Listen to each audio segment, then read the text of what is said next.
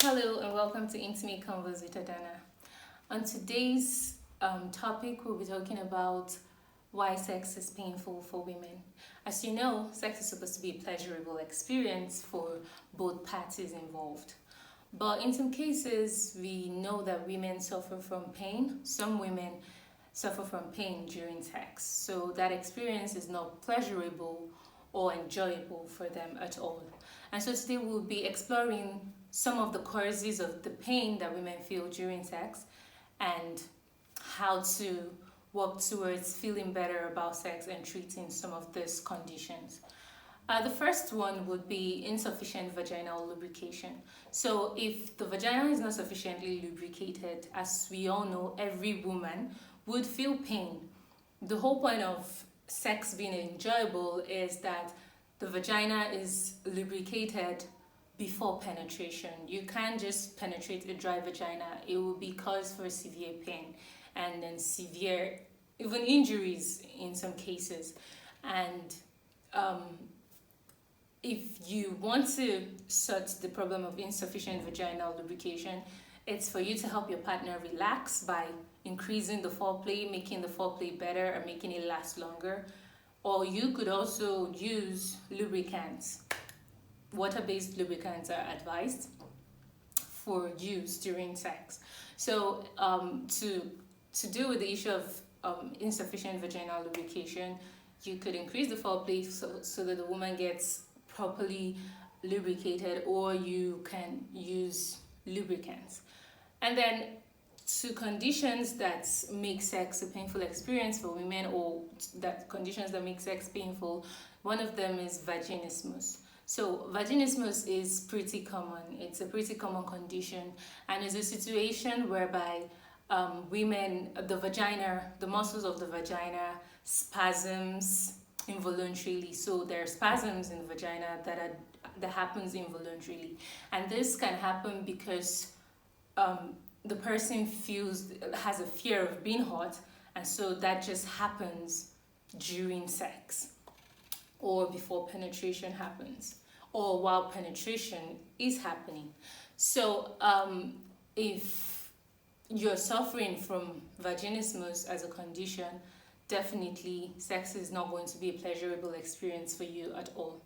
The second one would be vaginal infections. So if you have vaginal infections like yeast and the others, you'd realize that I'm sure from all of the itching and all of the constant touching to feel better, your vagina may even feel inflamed. And in that time, trying to have sex is not really going to be a pleasurable experience. So it's best that you are aware that you have an infection and then you work towards treating the infection before trying to have sex. Else, the sex is going to be a painful experience. Then another condition would be problems with the cervix. Now, the cervix is the opening of the uterus. Now, if there are problems with the cervix, in this case, the penis can reach maximum penetration.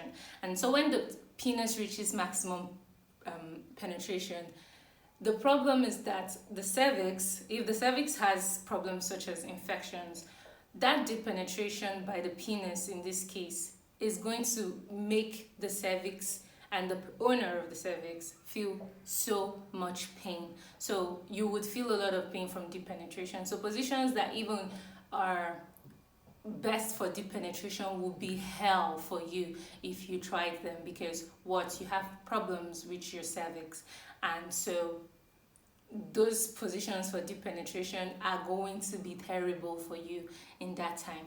And then the next one would have to be problems with the uterus. Now, problems with the uterus include fibroids, and this can cause deep pain during intercourse. So if you are having pain, aside from all these other conditions, it may also be a problem with your uterus, and it could be issues like fibroid. And then the next one is endometriosis.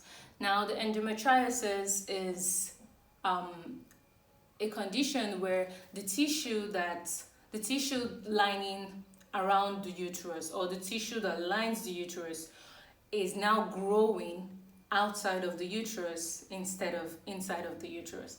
And this condition can be a reason why you feel terrible pain during sex, or why sex in itself feels like a chore for you, because this condition can make sex an unpleasant experience.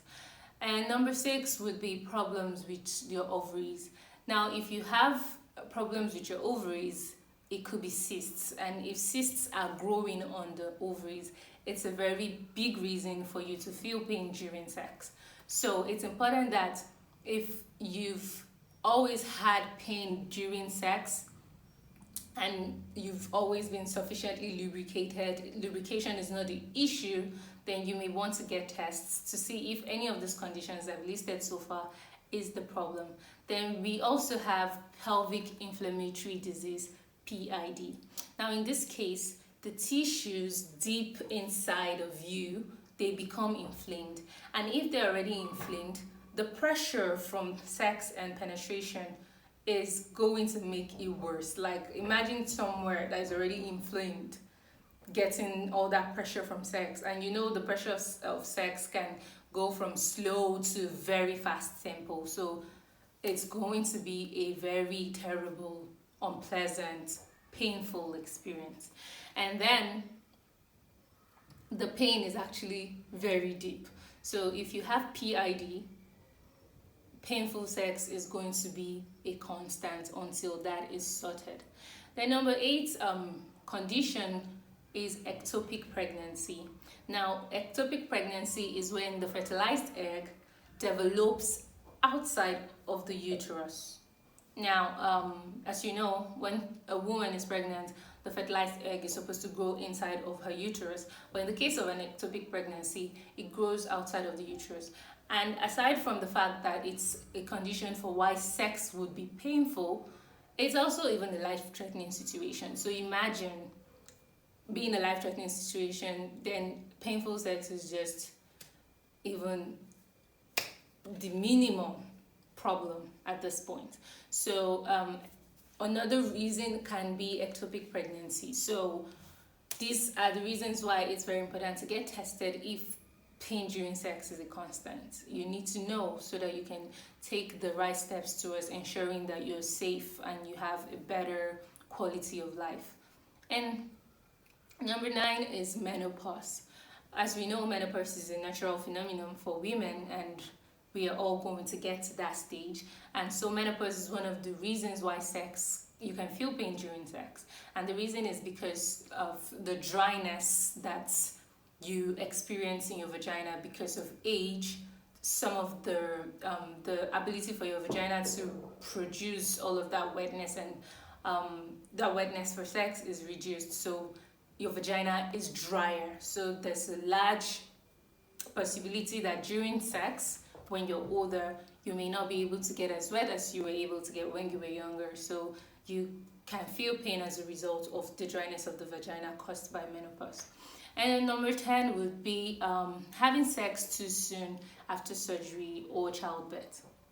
Now, as we know, most women who have kids or who give birth after, who have babies or have surgeries and all of that, having sex afterwards can feel like a traumatic experience, especially if you're still trying to heal from that process. So having sex too soon can, instead of being a pleasurable act, be a very painful act for the women. It can be a process that causes so much pain. So that's, I feel like in this case, it's easy to solve. Stay away from having sex too soon. At the very least, give a minimum of 6 weeks after birth before you start trying to have sex.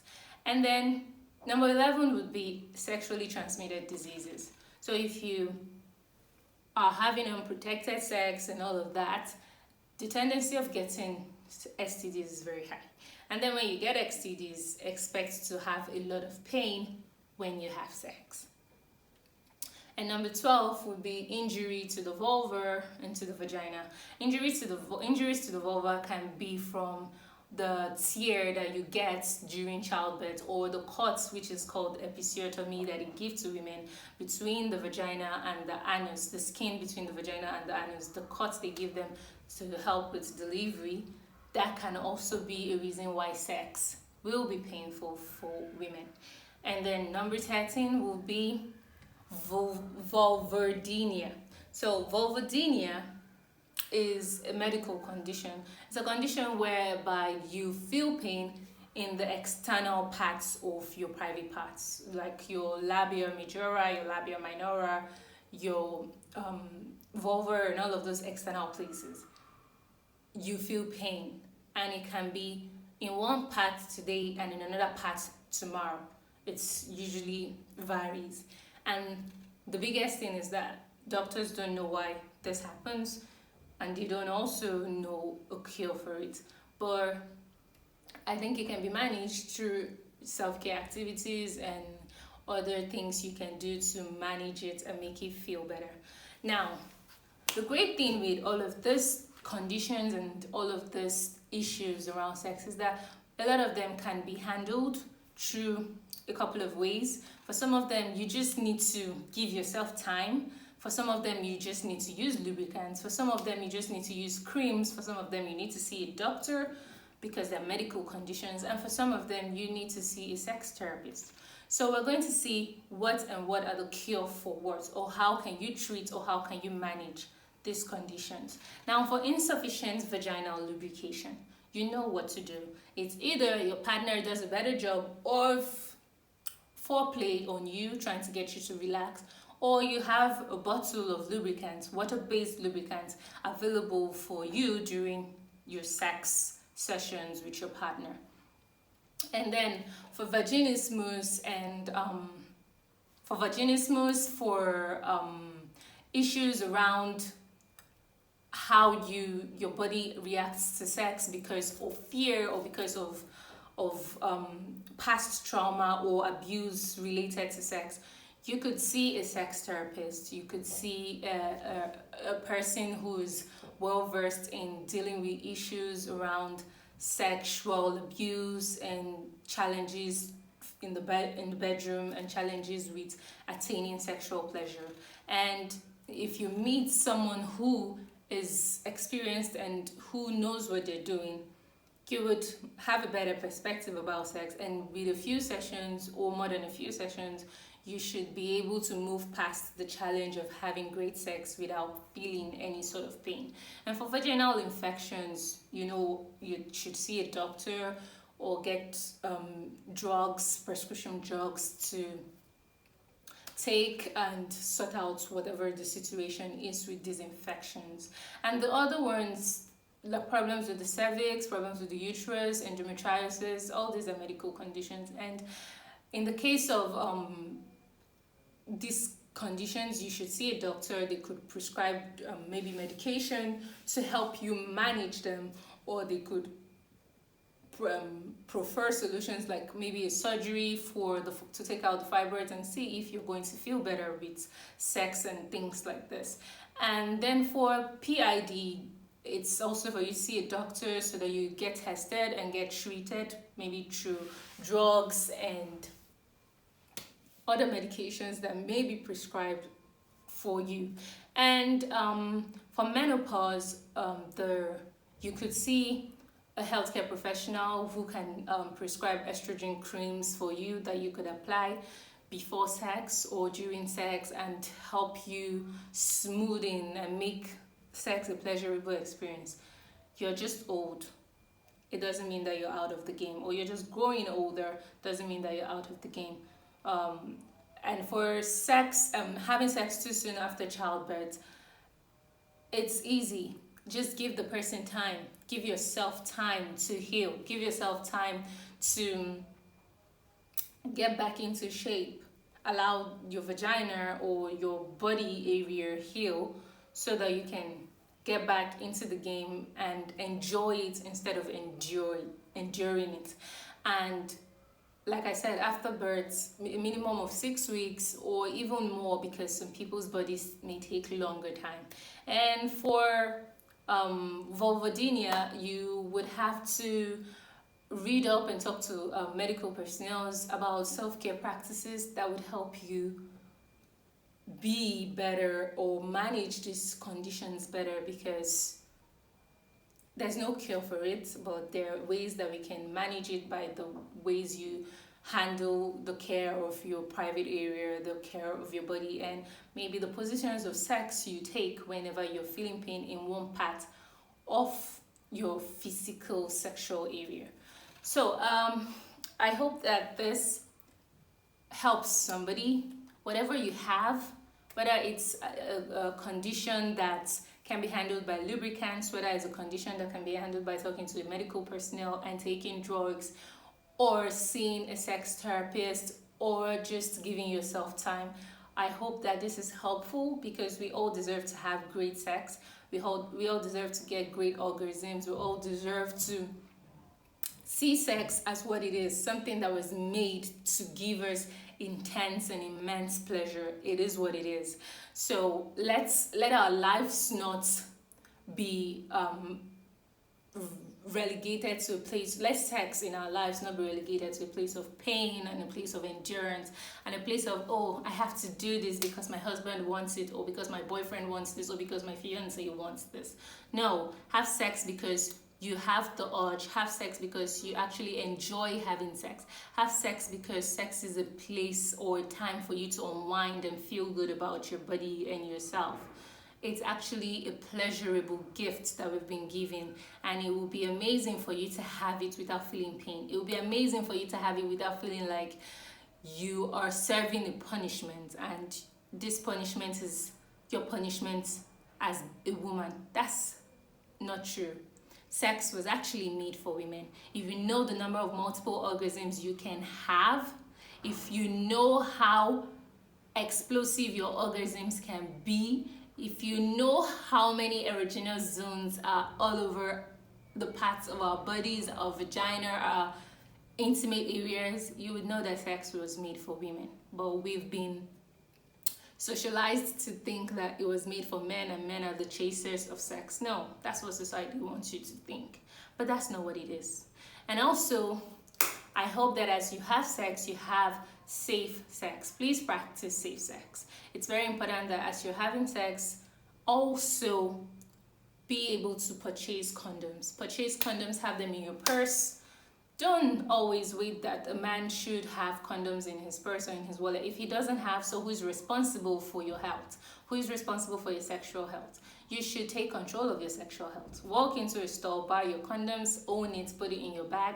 If you're trying to have sex with a partner that you do not trust, please bring out your... When I say that you do not trust, I'm talking about in marriages. But outside of marriages, please always have your condom handy. Always, always, always have your condom handy. A few minutes of intense pleasure, of great, mind-blowing, earth-shattering pleasure is not worth a lifetime of infections and disease. So please get condoms. They're super thin condoms that feels like you're having sex without condoms.